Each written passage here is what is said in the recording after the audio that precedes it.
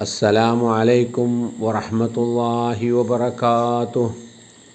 الحمد لله نحمده ونستعينه ونستغفره ونعوذ بالله من شرور أنفسنا ومن سيئات أعمالنا.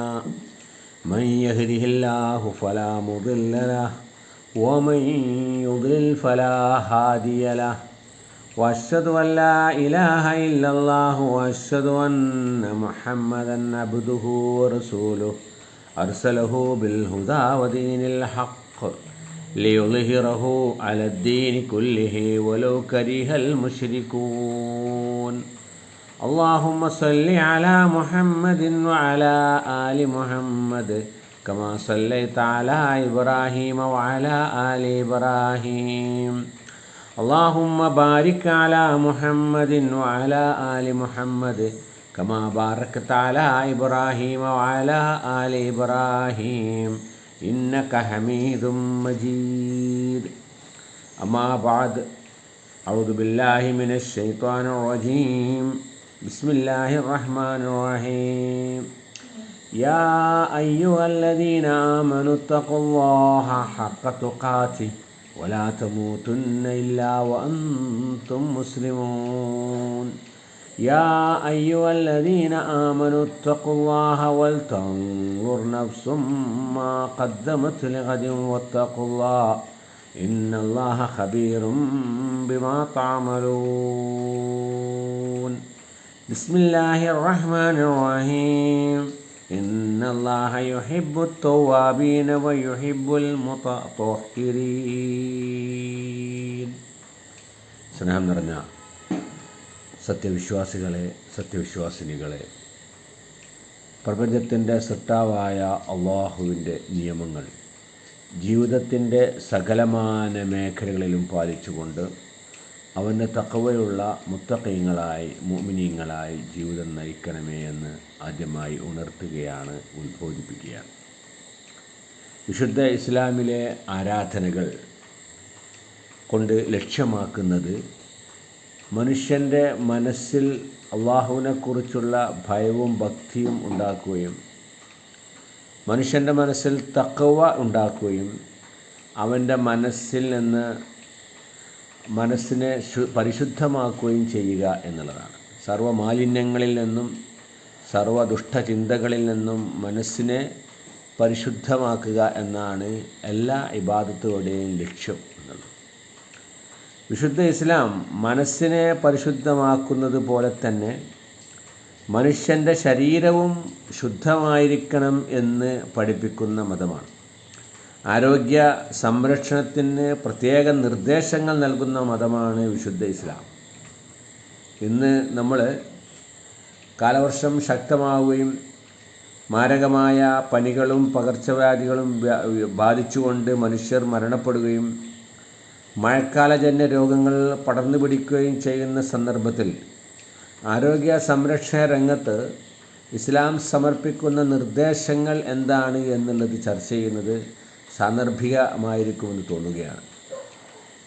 ഒരു മനുഷ്യൻ്റെ ശുചിത്വം, വ്യക്തി ശുചിത്വം, പരിസര ശുചിത്വം, സാമൂഹിക ആരോഗ്യം എന്നീ രംഗത്തെല്ലാം തന്നെ വളരെ കൃത്യമായ നിർദ്ദേശങ്ങൾ സമർപ്പിക്കുന്ന മതമാണ് വിശുദ്ധ ഇസ്ലാം. ഇസ്ലാമിലെ ആരോഗ്യ നിർദ്ദേശങ്ങൾ ഒരു വിശ്വാസിയുടെ ആരാധനയുമായി ബന്ധപ്പെട്ടതാണ്. വിശ്വാസിയുടെ ആരാധനകൾ വൃത്തിയോടും ശുദ്ധിയോടും കൂടിയാണ് നിർവഹിക്കേണ്ടത്. പ്രധാനപ്പെട്ട ആരാധനയായ നമസ്കാരം എല്ലാവിധ അശുദ്ധികളിൽ നിന്നും ശുദ്ധമായതിനു ശേഷമേ നിർവഹിക്കാൻ പാടുള്ളൂ. വുളു വേണം. കുളി നിർബന്ധമായ ആളുകളാണെങ്കിൽ കുളിച്ച് ശുദ്ധിയായതിനു ശേഷമേ നമസ്കരിക്കാൻ പാടുള്ളൂ. പരിശുദ്ധ ഖുർആനിലെ 9-ാം അധ്യായം തൗബയിലെ 108-ാമത്തെ വചനത്തിൽ പള്ളിയെക്കുറിച്ച് പറഞ്ഞ സന്ദർഭത്തിൽ, പള്ളിയിൽ ആരാധിക്കാൻ വരുന്ന ആളുകളെക്കുറിച്ച് പറഞ്ഞപ്പോൾ ഫീഹി റിജാലുൻ യുഹിബ്ബൂന അൻ യതതഹറു, ആ പള്ളിയിൽ ഒരു വിഭാഗം ആളുകളുണ്ട്, അവരുടെ പ്രത്യേകത എന്താണെന്ന് വെച്ചാൽ യുഹിബ്ബൂന അൻ യതതഹറു, പരിശുദ്ധരായിരിക്കുവാൻ, ശുദ്ധിയായിരിക്കുവാൻ ആഗ്രഹിക്കുന്ന ആളുകളാണ് ആ പള്ളിയിൽ ഉള്ളത് എന്നാണ്. അപ്പോൾ ശുദ്ധിയായിരിക്കുക, വ്യക്തി ശുചിത്വവും പരിസര ശുചിത്വവും സാമൂഹിക ശുചിത്വവും ഒക്കെ തന്നെ, സാമൂഹിക ആരോഗ്യവും ഒക്കെ തന്നെ വളരെ കൃത്യമായി ഇസ്ലാം നിർവചിച്ച് അതിൻ്റെ അനുയായികളെ പഠിപ്പിക്കുന്നുണ്ട് എന്നാണ്. നമുക്കറിയാം, എല്ലാ രാജ്യങ്ങളും തങ്ങളുടെ പൗരന്മാരുടെ ആരോഗ്യ സംരക്ഷണം എന്നുള്ളത് ആ രാജ്യത്തിലെ പൗരന്മാരുടെ മൗലിക അവകാശമായിട്ടാണ് നിശ്ചയിച്ചത്. അവൻ്റെ അവകാശമാണ് ആരോഗ്യം സംരക്ഷിക്കുക എന്നുള്ളത്. എന്നാൽ ഇസ്ലാം അതിൽ നിന്നും ഒരുപടി മുന്നോട്ട് പോയിട്ട് അവൻ്റെ വിശ്വാസത്തിൻ്റെ ഭാഗമാണ് ശുചിത്വം എന്നുള്ളതാണ് ഇസ്ലാം പഠിപ്പിക്കുന്നത്. അത്തഹൂറു ഷത്റുൽ ഈമാൻ, ഒരു വിശ്വാസിയുടെ വിശ്വാസത്തിൻ്റെ പാതിയാണ് ശുചിത്വം പാലിക്കുക എന്നുള്ളത്. മാത്രവുമല്ല, അങ്ങനെ ശുചിത്വം പാലിക്കുന്ന ആളുകളെ അള്ളാഹു ഏറ്റവും ഇഷ്ടപ്പെടുന്നുവെന്ന് 2-ാം അധ്യായം സൂറത്ത് ബഖറയിലെ 222-ാമത്തെ വചനത്തിൽ അള്ളാഹ് പറയുന്നുണ്ട്. ഇന്നല്ലാഹ യുഹിബ്ബുത് തൗവാബീന വയുഹിബ്ബുൽ മുതതഹിരീൻ. തൗബ ചെയ്യുന്ന ആളുകളെയും, തെറ്റുകൾ വന്നുപോയാൽ അതിൽ നിന്നും ഖേദിച്ചുകൊണ്ട് പശ്ചാത്തപിച്ച് മടങ്ങി തൗബ ചെയ്യുന്ന ആളുകളെയും, പരിശുദ്ധി പ്രാപിക്കാൻ ആഗ്രഹിക്കുന്ന ആളുകളെയും അള്ളാഹ്ക്ക് ഇഷ്ടമാണ്. വയുഹിബ്ബുൽ മുതതഹിരീൻ, ശുദ്ധിയാക്കുന്ന ആളുകളെ അള്ളാഹുവിന് ഇഷ്ടമാണ് എന്നാണ്. മാത്രവുമല്ല, അള്ളാഹു ആരോഗ്യം എന്നുള്ളത് അള്ളാഹു തന്ന ഒരു അനുഗ്രഹമാണ്. മനുഷ്യന് ലഭിക്കുന്ന അനുഗ്രഹങ്ങളുടെ കൂട്ടത്തിലെ ഏറ്റവും വലിയ അനുഗ്രഹമാണ് രോഗമില്ലാത്തൊരവസ്ഥ. രോഗമില്ലാതെ ജീവിക്കുവാൻ കഴിയുക, ആരോഗ്യത്തോടെ ജീവിക്കുവാൻ കഴിയുക എന്നുള്ളത്. ആരോഗ്യം എന്നുള്ളത് നമുക്ക് നമ്മുടെ കുടുംബം പുലർത്താൻ ആരോഗ്യം ആവശ്യമാണ്. അധ്വാനിക്കണം. അള്ളാഹുവിന് ആരാധന നടത്താൻ നമ്മൾക്ക് ആരോഗ്യം വേണം. സാമൂഹ്യ സേവനത്തിന് ആരോഗ്യം വേണം. രോഗബാധിതൻ മറ്റുള്ളവർക്ക് ഒരു ബാധ്യതയായിട്ടാണ് ജീവിക്കുന്നത്. അതുകൊണ്ട് അന്ത്യപ്രവാചകൻ റസൂൽ കരീം സല്ലല്ലാഹു അലൈഹി വസല്ലം പറഞ്ഞു, ആരോഗ്യം എന്നുള്ളത് ഒരു അനുഗ്രഹമാണ്. 3 അനുഗ്രഹങ്ങൾ ഒരാൾക്ക് ലഭിച്ചാൽ അവൻ്റെ ഭൗതിക ലോകത്തിലെ മുഴുവൻ സൗകര്യങ്ങളും അനുഗ്രഹങ്ങളും ലഭിച്ചതുപോലെയാണ് റസൂൽ പറഞ്ഞു. മൻ അസ്ബാ മിൻകുൻ ആമിനും ഫീ സിർബിഹി, നിങ്ങൾ ആരെങ്കിലും അവൻ്റെ താമസിക്കുന്ന സ്ഥലത്ത്, അവൻ്റെ ഗോത്രത്തിൽ അവൻ നിർഭയനായി അവന് ജീവിക്കാൻ കഴിയുന്നു എങ്കിൽ മറ്റുള്ളവർ ആക്രമിക്കപ്പെടുകയില്ല എന്നും മറ്റുള്ളവരാൽ ആക്രമിക്കപ്പെടുകയില്ല എന്നും എനിക്കിവിടെ സുരക്ഷിതത്വമുണ്ടെന്നും തോന്നി ജീവിക്കാൻ പറ്റുന്ന ഒരവസ്ഥ ഉണ്ട് എങ്കിൽ, മുആഫൻ ബി ജസദിഹി, അവൻ്റെ ശരീരത്തിന് ആരോഗ്യമുണ്ട് എങ്കിൽ, രോഗങ്ങളൊന്നും ഇല്ല എങ്കിൽ, ഇൻദഹു ഖൂത്ത യൗമിഹി, അവൻ അന്ന് ആഹാരിക്കാനുള്ള ആഹാരം അവൻ്റെ കയ്യിലുണ്ട് എങ്കിൽ. 3 കാര്യം റസൂലുള്ളാഹി പറഞ്ഞത്. 1, താമസിക്കുന്നിടത്ത് നിർഭയത്വമുണ്ടാവുക, ആരോഗ്യമുണ്ടാവുക, അവൻ്റെ ആഹാരം അവൻ്റെ കൈവശമുണ്ടായാൽ ഫകഅന്നമാ ഹീസത്തുലഹു ദുനിയ, ഭൗതിക ലോകം മുഴുവൻ അവന് ഒരുമിച്ച് കൂട്ടപ്പെട്ടതുപോലെയാണ് എന്നാണ്. വലിയൊരു അനുഗ്രഹമായിട്ടാണ് ആരോഗ്യത്തെ റസൂലുള്ളാഹി ഈ ഹദീസിൽ എടുത്ത് പറഞ്ഞിട്ടുള്ളത്, അല്ലേ? അറബികൾക്കിടയിൽ ഒരു ആപ്തവാക്യമുണ്ട്. എന്താണത്? അസ്സിഹത്തു താജുൻ അലാ റൂസുൽ അസ്ഹാത്ത്, ആരോഗ്യവാന്മാരുടെ തലയിൽ ചാർത്തപ്പെട്ട ഒരു കിരീടമാകുന്നു ആരോഗ്യം എന്നുള്ളത്. ലാ യറാഹ ഇല്ലൽ മർല, ആ കിരീടം കാണാൻ സാധിക്കുക ആർക്കാണ്? നമ്മൾക്ക് നോക്കിയാൽ കാണാൻ സാധിക്കില്ല. അത് രോഗികൾക്ക് മാത്രമേ അത് കാണാൻ സാധിക്കുകയുള്ളൂ. ആരോഗ്യമുള്ള ആളുകളുടെ തലയിൽ ചാർത്തപ്പെട്ട കിരീടം കാണുവാൻ കഴിയുക ആർക്കാണ്? രോഗമുള്ള ആളുകൾക്കാണ്. രോഗബാധിതനായി കിടക്കുമ്പോൾ, എഴുന്നേൽക്കാൻ കഴിയാതെ ശയ്യാവലംബിയായി കിടക്കുമ്പോൾ തന്നെ കാണാൻ വരുന്ന ആരോഗ്യവാന്മാരായ ആളുകളെ നോക്കിയിട്ട് അവൻ്റെ മനസ്സിലുണ്ടാവുന്ന ചിന്തകൾ, എൻ്റെ അതേ പ്രായത്തിലുള്ള ആളാണ്, എൻ്റെ അതേ വയസ്സാണ്, പക്ഷേ എന്താ അവനിതാ ആരോഗ്യത്തോടെ ചുറുചുറുക്കോടെ നടക്കുന്നു, ഞാനിവിടെ കിടക്കുകയാണ് എന്നുള്ളൊരു ചിന്ത അവൻ്റെ മനസ്സിൽ ഉണ്ടാകും എന്നാണ്. അതുകൊണ്ട് തന്നെ പ്രവാചകൻ സല്ലല്ലാഹു അലൈഹി വസല്ലം പറഞ്ഞു, ഈ അനുഗ്രഹം നിങ്ങൾ ദുരുപയോഗം ചെയ്യരുത്. ഈ അനുഗ്രഹം നിങ്ങൾ, ആരോഗ്യം എന്നുള്ള അനുഗ്രഹം നിങ്ങൾ നല്ല കാര്യങ്ങൾക്ക് വേണ്ടി ഉപയോഗപ്പെടുത്തണം. കാരണം ദുരുപയോഗം ചെയ്യപ്പെടാൻ സാധ്യതയുള്ള ഒരു അനുഗ്രഹമാണത്. നിഅമത്താനി മഗ്ബൂനും ഫീമ കസീറുൻ മിനന്നാസ്, ജനങ്ങളിൽ അധിക പേരും അതിൽ വഞ്ചിതരായി പോകും. ഏതാണ് 2 അനുഗ്രഹം? അസ്സിഹത്ത് വൽ ഫറാഗ്, ആരോഗ്യവും ഒഴിവു സമയവുമാണ്. ആരോഗ്യവും ഒഴിവു സമയവും കിട്ടിയാൽ ആളുകൾ ദുരുപയോഗപ്പെടുത്തുകയും അത് തിന്മയ്ക്ക് വേണ്ടി ഉപയോഗിക്കുകയും ചെയ്യും എന്നാണ്. അപ്പോൾ എന്താണ് ആരോഗ്യം എന്നുള്ളതിൻ്റെ നിർവചനം? രോഗമില്ലാത്ത അവസ്ഥ എന്നാണ് നമ്മൾ പറയാം. എന്നാൽ ലോകാരോഗ്യ സംഘടന, വേൾഡ് ഹെൽത്ത് ഓർഗനൈസേഷൻ്റെ നിർവചനമനുസരിച്ച് ആരോഗ്യം എന്നുള്ളത് സമ്പൂർണമായി ഒരു മനുഷ്യൻ്റെ ശാരീരികവും മാനസികവും സാമൂഹികവുമായ വെൽബീയിങ് അഥവാ ഒരു നല്ല അവസ്ഥ ഉണ്ടാവുക എന്നാണ്. ശാരീരികമായ നല്ല അവസ്ഥ ഉണ്ടാവണം, മാനസികമായിട്ടും സാമൂഹികമായുമുള്ള ഒരു സുസ്ഥിതി ഉണ്ടാവുന്നതിനെയാണ് ആരോഗ്യം എന്ന് പറയാം.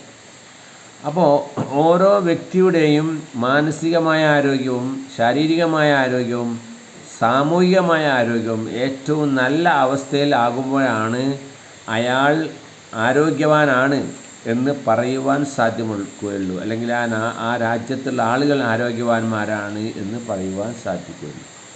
അപ്പോൾ ഈ രംഗത്ത് ഈ ഒരു നിർവചനത്തിനുള്ളിൽ പെട്ടുകൊണ്ട് തന്നെ ഇസ്ലാം ഇതിന് വളരെ കൃത്യമായ ആരോഗ്യ നിർദ്ദേശങ്ങൾ ഇസ്ലാം നമുക്ക് പറഞ്ഞു തരുന്നുണ്ട്, പഠിപ്പിച്ചു തരുന്നുണ്ട്, നിർദ്ദേശിക്കുന്നുണ്ട്. ഒന്നാമതായി ശരീരശുദ്ധിയാണ്, അഥവാ വ്യക്തി ശുചിത്വമാണ് ഇസ്ലാം പറയുന്നത്. ഒരു വിശ്വാസി 5 നേരത്തെ നമസ്കാരത്തിനായി വൃത്തിയുള്ള ശരീരത്തോടുകൂടി വൃത്തിയുള്ള വസ്ത്രത്തോടുകൂടി അള്ളാഹുവിൻ്റെ മുമ്പിൽ അവൻ നമസ്കരിക്കേണ്ടത് അങ്ങനെയാണ്. അശുദ്ധി ആയിട്ടുള്ള ആളുകൾ എന്ത് ചെയ്യണം? വലിയ അശുദ്ധി അഥവാ കുളിക്കേണ്ട കാരണമുള്ള ആളുകൾ അത് കുളിച്ച് ശുദ്ധിയായതിനു ശേഷമേ നമസ്കരിക്കാൻ വരാൻ പാടുള്ളൂ. ചെറിയ അശുദ്ധി അഥവാ ഒഴിവെടുത്തതിന് ശേഷമേ നമസ്കരിക്കാൻ വരാൻ പാടുള്ളൂ. നമസ്കരിക്കുന്നതിൻ്റെ വസ്ത്രം ശുദ്ധിയുള്ളതായിരിക്കണം, നമസ്കരിക്കുന്ന സ്ഥലം ശുദ്ധിയുള്ളതായിരിക്കണം, അവൻ്റെ ശരീരം ശുദ്ധിയുള്ളതായിരിക്കണം, മനസ്സ് ശുദ്ധിയുള്ളതാണോ അതിനെ പറയേണ്ട ആവശ്യമില്ല, അത് അതിൻ്റെ ഒരു നിർബന്ധ ഘടകമാണ്. അപ്പോൾ ഇതെല്ലാം ശുദ്ധിയുള്ളതായിരിക്കണം എന്നാണ്. റസൂലുള്ളാഹി സ്വല്ലല്ലാഹു അലൈഹി വസല്ലം ഒരിക്കൽ പറഞ്ഞു, ഖംസും മിനൽ ഫിത്ര, 5 കാര്യങ്ങൾ മനുഷ്യൻ്റെ പ്രകൃതിയിൽ ഊട്ടപ്പെട്ടതാണ്, അത് കൃത്യമായി അവൻ നിർവഹിക്കണം. ഒന്നെന്താണ്? അൽ ഖിതാൻ, ആൺകുട്ടികൾക്ക് അവർ മാർക്കം കഴിക്കുക, സുന്നത്ത് കഴിക്കുക എന്നുള്ളതാണ്. വൽ ഇസ്തിഹ്ദാദ്, ലൈംഗിക അവയവങ്ങളുടെ മുടികൾ നീക്കം ചെയ്യണം എന്നുള്ളതാണ്. മറ്റൊന്ന് വഖസ്സു ഷാരിബ്, അവൻ്റെ മീശ അത് വെട്ടിക്കളയണം, ശരിപ്പെടുത്തണം എന്നുള്ളതാണ്. വത്തഖ്ലീമുൽ അളാഫിർ, മറ്റൊന്നുള്ളത് അവൻ്റെ നഖങ്ങൾ അവൻ മുറിക്കണം എന്നുള്ളതാണ്. വനതുഫുൽ ആബാത്ത്, അവൻ്റെ കക്ഷത്തിലെ രോമവും നീക്കം ചെയ്യണം എന്നുള്ളതാണ്. ഈ 5 കാര്യങ്ങൾ മനുഷ്യൻ്റെ പ്രകൃതിയിൽ ഊട്ടപ്പെട്ടതാണ്, അത് അവൻ കൃത്യമായി നിർവഹിക്കണം എന്നാണ്. അത് വളരെയധികം നീട്ടിക്കൊണ്ടുപോകരുത് എന്ന് റസൂലുള്ളാഹിയുടെ നിർദ്ദേശമുണ്ട്. 40 ദിവസത്തിലധികം നീട്ടൽ അത് കുറ്റകരമാണ് എന്ന് റസൂലുള്ളാഹി സ്വല്ലല്ലാഹു അലൈഹി വസല്ലം ഉണർത്തുന്നുണ്ട് എന്നാണ്. ഇപ്പോൾ നമ്മളുടെ ഒരു ഫാഷൻ ഇപ്പോൾ എന്താണ്? നഖം നീട്ടുക എന്നാണ്, നഖം മുറിക്കല്ല. ഇപ്പോൾ നഖം നീട്ടി വളർത്തുന്ന നഖങ്ങളാണ്. പ്രത്യേകിച്ച് സ്ത്രീകൾ നഖങ്ങൾ നീട്ടി വളർത്തുന്ന സൗന്ദര്യത്തിൻ്റെ ലക്ഷണമാണ് എന്ന് ആരോ ധരിപ്പിച്ചു, ആരോ കാണിച്ചു കൊടുത്തൊരു ഫാഷനാണ്. അപ്പോൾ ഇസ്ലാം അത് പറയുന്നത് ഏത് ഫാഷൻ്റെ പേരിലാണെങ്കിലും നഖം നീട്ടി വളർത്തരുത്, അല്ലേ? അതേമാതിരി തന്നെ മനുഷ്യൻ അവൻ്റെ കക്ഷത്തിലെയും അവൻ്റെ ലൈംഗിക അവയവങ്ങളുടെയും മുടികളെല്ലാം അവൻ നീക്കം ചെയ്യണം എന്ന് തുടങ്ങിയ വളരെ വ്യക്തി ശുചിത്വത്തിന് അഭികാമ്യമായ ഏറ്റവും അത്യാവശ്യമായ നിർദ്ദേശങ്ങളാണ് റസൂലുള്ളാഹി സ്വല്ലല്ലാഹു അലൈഹി വസല്ലം നൽകുന്നത്. അതുപോലെ തന്നെ വ്യക്തി ശുചിത്വത്തിൽ പ്രധാനപ്പെട്ടതാണ് അവൻ്റെ ദന്തശുദ്ധീകരണം, പല്ല് ശുദ്ധിയാക്കുക എന്നുള്ളത്. റസൂലുള്ളാഹി പറഞ്ഞു, സിവാക്കു മുത്ഹിറത്തുൻ ലിൽ ഫം വമർളാത്തുൽ റബ്ബ്, ഇമാം ബുഖാരിയുടെ ഹദീസാണ്. നിങ്ങൾ ബ്രഷ് ചെയ്യുക എന്നുള്ളത് നിങ്ങളുടെ വായക്ക് ശുദ്ധിയാക്കുന്നതാണ്, അള്ളാഹു ഏറ്റവും തൃപ്തിപ്പെടുന്ന കാര്യമാണ്. എൻ്റെ ഉമ്മത്തിന് പ്രയാസകരമാവുകയില്ല എങ്കിൽ, എൻ്റെ സമൂഹത്തിന് പ്രയാസകരമാവുകയില്ല എങ്കിൽ എല്ലാ നമസ്കാരത്തിനും മുമ്പിലും വുളൂവിൻ്റെ മുമ്പായിട്ട് പല്ല് തേക്കണം, ബ്രഷ് ചെയ്യണമെന്ന് ഞാൻ കൽപ്പിക്കുമായിരുന്നു എന്നാണ്. അപ്പോൾ ഏറ്റവും പ്രബലമായ ഒരു സുന്നത്താണ് ബ്രഷ് ചെയ്യുക എന്നുള്ളത്.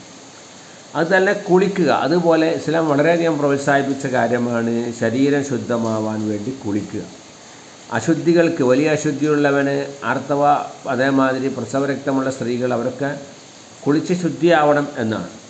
അതുപോലെ തന്നെ വെള്ളിയാഴ്ചകളിൽ കുളിക്കുക, പെരുന്നാൾ ദിവസങ്ങളിൽ കുളിക്കുക, എല്ലാ ദിവസങ്ങളിലും കുളിക്കുക, ഇതെല്ലാം ശരീരശുദ്ധിക്ക് അനിവാര്യമാണ്. ഇമാം ബുഖാരിയുടെ ഹദീസ് ആ വിഷയത്തിലുണ്ട്, ഹഖ്ഖുൻ അലാ കുല്ലി മുസ്ലിമിൻ അൻ യഗ്തസില ഫീ കുല്ലി സബ്അത്തി അയ്യാം. എല്ലാ വിശ്വാസിക്കും വളരെ അഭികാമ്യമായതാണ് 7 ദിവസങ്ങളിലും അവൻ കുളിക്കുക എന്നുള്ളത്. അതുപോലെ തന്നെ വ്യക്തി ശുചിത്വത്തിൻ്റെ മറ്റൊരു ഭാഗമാണ് മുടി ചീകി വെക്കുക. മൻ കാന ലഹു ഷഅറുൻ ഫൽയുക്രിംഹു. ഒരാൾക്ക് മുടിയുണ്ടെങ്കിൽ അതവൻ ചീകി ഒതുക്കി അതിനെ ആദരിക്കണം, അതിനെ ഒരു പാകപ്പെടുത്തി വെക്കണം എന്നുള്ളതാണ്. ഇന്ന് നമ്മുടെ ആധുനിക കാലഘട്ടത്തിൽ ഏറ്റവും അധികം ഈ മുടി വികൃതമാക്കുന്ന വികലമാക്കുന്ന കാലഘട്ടമാണ്.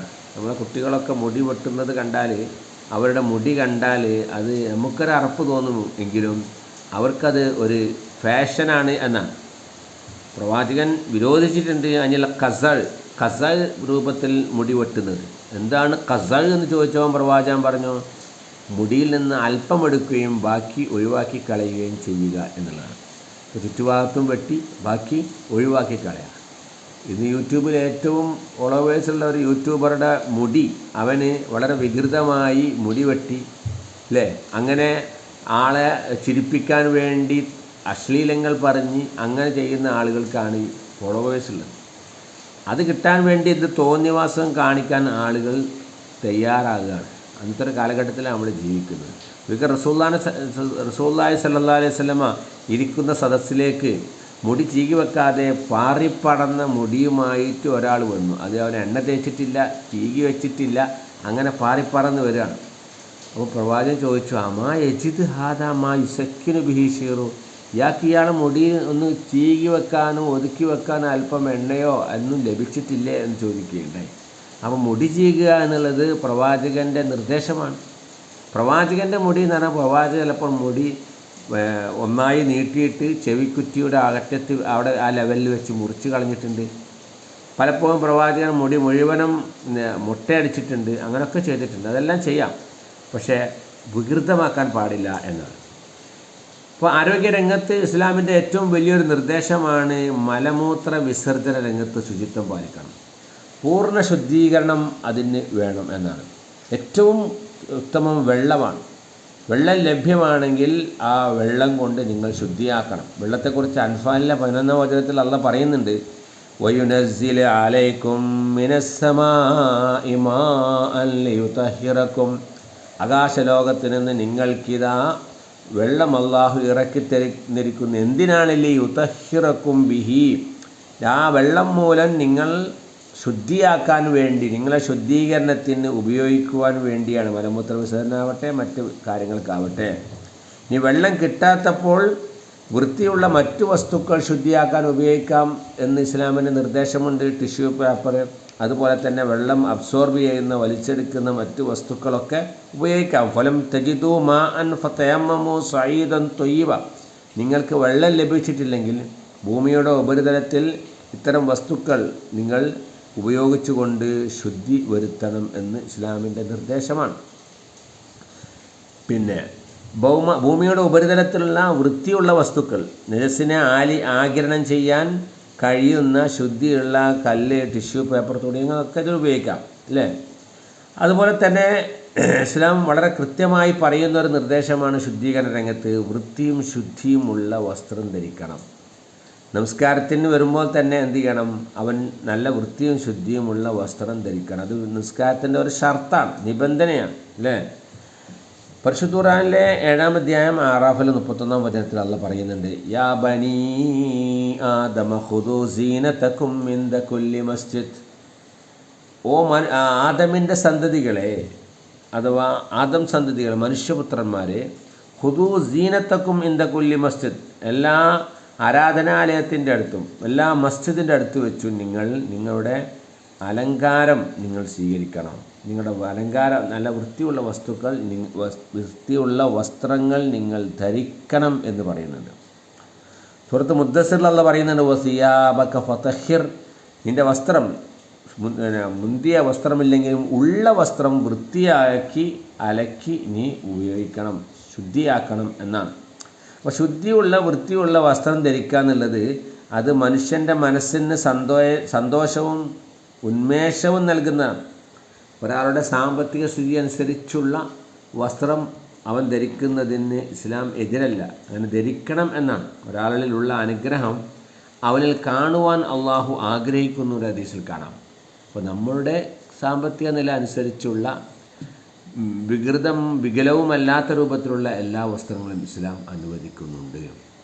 അതുപോലെ തന്നെ വ്യക്തി ശുചിത്വത്തിന് പുറമെ ഭക്ഷ്യവസ്തുക്കളുടെ ശുചിത്വവും അതിൻ്റെ കരുതലും ഇസ്ലാം വളരെയധികം നിർദ്ദേശിക്കുന്ന ഒരു കാര്യമാണ്. ഭക്ഷ്യവസ്തുക്കൾ നിങ്ങൾ അടച്ചു വെക്കണം.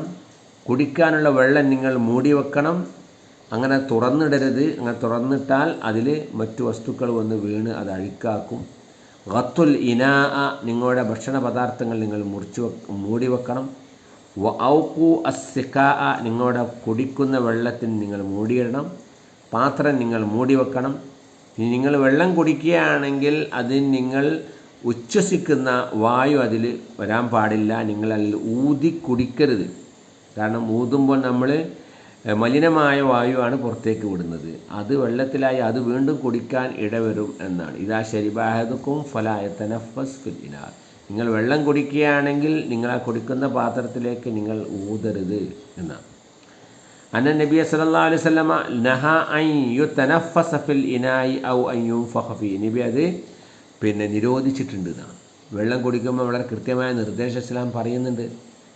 അതും ആരോഗ്യരംഗത്ത് വളരെ അനിവാര്യമാണ് എന്ന് ഇന്ന്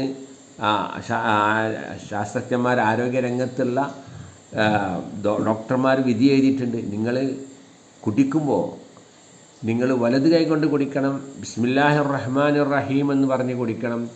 ഇരുന്നിട്ട് കുടിക്കണം. ഇരുന്നാണ് കുടിക്കേണ്ടത്. അതുതന്നെ 3 ഇറക്കായിട്ട്, കുറച്ച് വെള്ളമാണെങ്കിലും 3 ഘട്ടമായി 3 ഇറക്കായി കുടിക്കണം എന്നൊക്കെ ഇസ്ലാമിൻ്റെ വളരെ കൃത്യമായ നിർദ്ദേശങ്ങളാണ്. അതുപോലെ തന്നെ പ്രവാചകൻ പറഞ്ഞു, ഭക്ഷണം കഴിച്ച ഉടനെ നിങ്ങൾ ഉറങ്ങരുത്.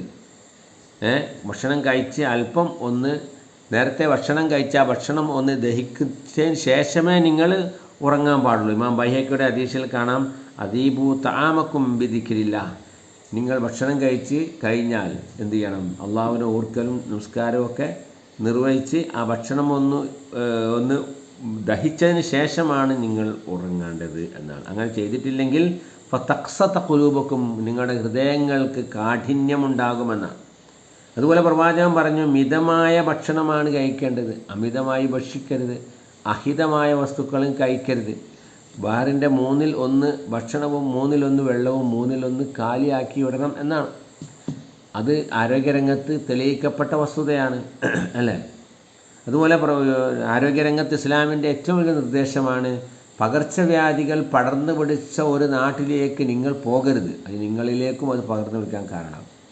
ഇനി ആ നാട്ടിലുള്ള ആളുകൾ, പകർച്ചവ്യാധി പടർന്നു പിടിച്ച നാട്ടിലുള്ള ആളുകൾ അവിടെ നിന്ന് വേറെ രാജ്യത്തേക്ക് യാത്ര ചെയ്യരുത്. കാരണം എന്താ? ആ രോഗം മറ്റു രാജ്യങ്ങളിലേക്ക് പടരും. കൊറോണ ഉണ്ടായപ്പോൾ നമ്മൾ കണ്ടതാണ് അല്ലേ? ചൈനയിൽ പടർന്നു പിടിച്ച കൊറോണ ഉണ്ടായപ്പോൾ കേരളത്തിലുള്ള ആളുകളോട് അവിടെ തന്നെ നിൽക്കാൻ പറഞ്ഞപ്പോൾ അവർ കൂട്ടാക്കിയില്ല. എല്ലാവരും ഇങ്ങോട്ട് നാട്ടിലേക്ക് പോകണം. നാട്ടിലേക്ക് വന്ന് എന്താ സംഭവിച്ചത്? അതിവിടെ പകർന്ന്. റസൂലുള്ളാഹി സ്വല്ലല്ലാഹു അലൈഹി വസല്ലമയുടെ കാലശേഷം 4ാം ഖലീഫ ഉമറുൽ ഖത്താബ് റളിയല്ലാഹു അൻഹു സിറിയ സന്ദർശിക്കാൻ വേണ്ടി പോവാണ്. അങ്ങനെ സെർഖ് എന്ന സ്ഥലത്ത് എത്തിയപ്പോൾ അദ്ദേഹത്തിന് പറഞ്ഞു, സിറിയയിൽ പ്ലേഗ് രോഗം പടർന്നു പിടിച്ചിട്ടുണ്ട്. അപ്പോൾ കൂടെ തന്നെ അബ്ദുറഹ്മാൻ ഔഫ് പറഞ്ഞു, ഞാൻ പ്രവാചകൻ ഇങ്ങനെ പറഞ്ഞത് കേട്ടിട്ടുണ്ട്. ഇതാ സമയത്തും ബിഹി ബി അർലിൻ, ആ പ്ലേഗ് രോഗം ഒരു നാട്ടിലുണ്ടെങ്കിൽ അവിടേക്ക് നിങ്ങൾ ഫലാ തഖദ്ദമു അലൈഹി, അവിടേക്ക് നിങ്ങൾ പോകരുത്. ആരെങ്കിലും ഒരു നാട്ടിലുണ്ടെങ്കിൽ വാൻതുംബിയ, നിങ്ങളുള്ള നാട്ടിലാണ് അത് ഉണ്ടായതെങ്കിൽ ഫലാ തഖ്റുജു, അവിടെ നിങ്ങൾ പുറത്തേക്ക് പോകരുത്. ക്വാറന്റൈൻ അന്ന് തന്നെ പ്രവാചകൻ നടപ്പിലാക്കി എന്നർത്ഥം. അപ്പോൾ ഇങ്ങനെ വ്യക്തി ശുചിത്വ രംഗത്തും ആഹാര രംഗത്തും ഒക്കെ കൃത്യമായ നിർദ്ദേശം ഇസ്ലാം നൽകുന്നുണ്ട്. അതുപോലെ തന്നെ വ്യക്തി ശുദ്ധീകരണം പോലെ തന്നെയാണ് നമ്മുടെ പരിസര ശുദ്ധീകരണം. നമ്മൾ താമസിക്കുന്ന വീടും പരിസരവും ഒക്കെ ശുദ്ധിയാക്കി വൃത്തിയാക്കി വെക്കണം എന്നാണ്. വൃത്തിഹീനമായ വീടും പരിസരവും രോഗങ്ങളെ ക്ഷണിച്ചു വരുത്തുകയാണ് അല്ലേ? രോഗാണുക്കളും കൊതുകുകളും പെറ്റുപെരുകി എല്ലാ രോഗങ്ങളും പകരുന്ന ഒരവസ്ഥ ഉണ്ടാകും. പ്രവാചകൻ ഒരിക്കൽ പറഞ്ഞു, ഇത്തഖു അൽ മലായിന സലാസ, 3 ശപിക്കപ്പെട്ട കാര്യങ്ങൾ നിങ്ങൾ സൂക്ഷിക്കണം. ഒന്നെന്താണ്? അൽ ബിറാസ ഫിൽ മവാരിദ്, ജല ഉറവിടങ്ങളിൽ മലമൂത്ര വിസർജനം നടത്തുക. അഥവാ ഒരു ഉറവജലം വരുന്ന അല്ലെങ്കിൽ ജനങ്ങൾക്ക് വെള്ളം ഉപയോഗിക്കേണ്ട ആ സ്ഥലങ്ങളിൽ പോയിട്ട് മലമൂത്ര വിസർജനം നടത്തി അത് മലിനമാക്കാൻ പാടില്ല. ജലം മലിനമാക്കാൻ പാടില്ല. വഖാരിയത്ത് തരീഖ്, വഴിക്കവലകളിൽ ആളുകൾ ഇരിക്കുന്ന വഴിക്കവലകളിൽ പോയിട്ട് മലമൂത്ര വിസർജനം നടത്തുക. നെല്ല് ആളുകൾ തണലേകുന്ന മരത്തിൻ്റെ താഴെ പോയിട്ട് നിങ്ങൾ മലമൂത്ര വിസർജനം നടത്തരുത്. അതെല്ലാം പരിസരത്തിനെ പരിസരത്തിനെ അശുദ്ധമാക്കുന്നതാണ്, അതുകൊണ്ട് അത് പാടില്ല എന്നാണ്. അതുപോലെ തന്നെ കെട്ടി നിൽക്കുന്ന വെള്ളത്തിൽ നിങ്ങൾ മൂത്രമൊഴിക്കരുത്, അത് ആ വെള്ളത്തെ അശുദ്ധമാക്കും. ആ വെള്ളം മനുഷ്യന് ഏറ്റവും അനിവാര്യമായതാണ്, അത് അശുദ്ധമാക്കാൻ പാടില്ല, അല്ലേ? അപ്പോൾ ഇങ്ങനെ നമ്മൾ ചെയ്യുമ്പോൾ തുറന്ന പ്രദേശങ്ങളിൽ മലമൂത്ര വിസർജനം നടത്തുമ്പോൾ ഒരുപാട് രോഗങ്ങളെ അത് പരത്തും, ഒരുപാട് രോഗങ്ങൾക്ക് അത് കാരണമാകും എന്നാണ്. സത്യത്തിൽ നമ്മുടെ രാജ്യത്ത് പകുതിയോളം ജനങ്ങൾക്ക് മലമൂത്ര വിസർജനം നടത്താനുള്ള സൗകര്യമില്ല, അതിനുള്ള കക്കൂസുകളില്ലാത്ത ഒരു രാജ്യത്താണ് നമ്മൾ ജീവിക്കുന്നത്. പരസ്യമായിട്ടാണ് അത് നടത്തുന്നത്. അത് രോഗങ്ങൾ വിളിച്ചു വരുത്തുമെന്നാണ് പ്രവാചകൻ പറഞ്ഞു. നെല്ലിഫു അഫ്നിയത്തക്കും വ സാഹാത്തിക്കും വലാ തശബ്ബഹു ബിൽ യഹൂദ് ഇമാ തുർമുദ് ഹദീസാണ്. നിങ്ങളുടെ പരിസരങ്ങളും മുറ്റങ്ങളും ഒക്കെ നിങ്ങൾ വൃത്തിയാക്കണം, ജൂതന്മാരെ പോലെ നിങ്ങൾ ആവരുതെന്നാണ്. ജൂതന്മാർ വൃത്തി കുറഞ്ഞ ആളുകളാണ്. അതുപോലെ തന്നെ മാലിന്യ സംസ്കരണം ഓരോരുത്തരുടെയും ബാധ്യതയാണ്. നമ്മുടെ മാലിന്യം നമ്മൾ തന്നെ സംസ്കരിക്കാനുള്ള മാർഗം കണ്ടെത്തണം. നമ്മൾ വീടിൻ്റെ പറമ്പിലോ മറ്റോ സംസ്കരിക്കണം. അത് വെളിസ്ഥലങ്ങളിൽ പൊതുസ്ഥലങ്ങളിൽ നിക്ഷേപിക്കരുത് എന്നാണ്. മാലിന്യം വലിച്ചെറിഞ്ഞ് രോഗാണുക്കൾ പരന്ന് രോഗം വന്നാൽ അതിൻ്റെ കാരണക്കാരൻ അത് നിക്ഷേപിച്ച ആളാണ് എന്നാണ്. അതിന് അവൻ കുറ്റക്കാരനാണ്. അതിലൂടെ രോഗം വന്നാൽ അതിന് കാരണക്കാരൻ അവനാണ് എന്നാണ്. അപ്പോൾ ഈ രൂപത്തിൽ പരിസര ശുദ്ധീകരണവും അതും ആരോഗ്യത്തിൻ്റെ അവിഭാജ്യ ഘടകമായിട്ട് ഇസ്ലാം ചൂണ്ടിക്കാണിക്കുകയാണ്. അതേപോലെ നമ്മൾ മനസ്സിലാക്കേണ്ടതാണ് സമൂഹത്തിൻ്റെ ശുചിത്വം. നമ്മൾ ശുദ്ധിയായി നടന്നിട്ടില്ലെങ്കിൽ അതിൻ്റെ ഭവിഷ്യത്ത് സമൂഹത്തിനെ ആകെ ബാധിക്കുമെന്ന് നമ്മൾ മനസ്സിലാക്കണം. അപ്പോൾ സാമൂഹിക ആരോഗ്യം സൂക്ഷിക്കുക എന്നുള്ളത് നമ്മുടെയും ബാധ്യതയാണ്. അപ്പം വ്യക്തി ശുചിത്വം, പരിസര ശുചിത്വം, സാമൂഹിക ആരോഗ്യം ഇതെല്ലാം കാത്തു സൂക്ഷിക്കുക എന്നുള്ളത് നമ്മുടെ ബാധ്യതയായിട്ട് ഇസ്ലാം അത് നമ്മളോട് നിർദ്ദേശിക്കുകയാണ്. വളരെ കൃത്യമായ നിർദ്ദേശങ്ങൾ ആ വിഷയത്തിൽ ഉണ്ട്. മറ്റേതൊരു മതത്തെക്കാളും മറ്റൊരു ആരോഗ്യ സംഘടനയെക്കാളും വളരെ വ്യക്തമായ നിർദ്ദേശങ്ങൾ നൽകുന്നൊരു മതമാണ് ഇസ്ലാം. പക്ഷെ നമ്മൾ ഇന്ന് ആശുപത്രികൾ പോയി നോക്കുകയാണെങ്കിൽ അവിടെ കാണുന്ന രോഗിയോടൊരു കണക്കെടുക്കുകയാണെങ്കിൽ 50% മുസ്ലിങ്ങളാണ് അവിടെ ഉള്ളത് എന്നാണ്. അപ്പോൾ എന്തേ കാരണം? ഇത്ര നല്ല ആരോഗ്യരംഗത്തെ നിർദ്ദേശങ്ങൾ നൽകിയ ഒരു മതത്തിൻ്റെ വക്താക്കൾ എങ്ങനെ ഇത്രയധികം രോഗികളായി എന്ന് ചോദിച്ചാൽ അവർ ഇസ്ലാമിൻ നിർദ്ദേശങ്ങളൊന്നും പാലിക്കുന്നില്ല. അവർ വലിയ വീടുകളുണ്ടാക്കുന്നു, പക്ഷേ അത് ശുദ്ധിയാക്കുന്നില്ല, വൃത്തിയാക്കുന്നില്ല, പരിസരം ശുദ്ധിയാക്കുന്നില്ല. ഭക്ഷണരംഗത്ത് ഇസ്ലാമിൻ്റെ നിർദ്ദേശം പാലിക്കുന്നില്ല, കണ്ടമാനം ഭക്ഷണം കഴിക്കുന്നു, അതിന് ടൈമിംഗ് ഇല്ല. അങ്ങനെ അമിത ആഹാരം കൊണ്ട് അവർ ബുദ്ധിമുട്ടുക, രോഗങ്ങളുണ്ടാകുകയാണ്. അങ്ങനെ രോഗങ്ങളെ അവർ വിളിച്ചു വരുത്തുന്ന ഒരവസ്ഥയാണ് ഉള്ളത്. അതുകൊണ്ട് തന്നെ നമ്മൾ ഇസ്ലാമിൻ്റെ നിർദ്ദേശങ്ങളിലേക്ക് നമ്മൾ മടങ്ങണം. രോഗങ്ങളെ നമ്മൾ അകറ്റി നിർത്തണം, ആരോഗ്യം നമ്മൾ നിലനിർത്തണം, അല്ലേ? അള്ളാഹുവിൻ്റെ മാർഗത്തിലുള്ള പ്രവർത്തനങ്ങൾക്ക് ആരോഗ്യം ആവശ്യമാണ്. അള്ളാഹുവുള്ള കടപ്പാടും സമൂഹത്തോടും കുടുംബത്തോടും സ്വന്തം ശരീരത്തോടുമുള്ള കടപ്പാടുകളൊക്കെ നിർവഹിച്ചുകൊണ്ട് നമ്മൾ പോകണം. അതിന് നമുക്ക് ആരോഗ്യം ഉണ്ടാവണം എന്നാണ്. അന്നല്ലാഹത്ത് തദൂ ഇലൽ ഈമാൻ, വൃത്തി എന്നുള്ളത് മനുഷ്യനെ വിശ്വാസത്തിൽ അധിഷ്ഠിതമായി ജീവിക്കാൻ പ്രേരിപ്പിക്കും. വലീമാനുമായ സ്വാഹിബിലെ ജന്ന, വിശ്വാസം മനുഷ്യനെ സ്വർഗത്തിലേക്ക് കൊണ്ടുപോകും എന്നാണ്.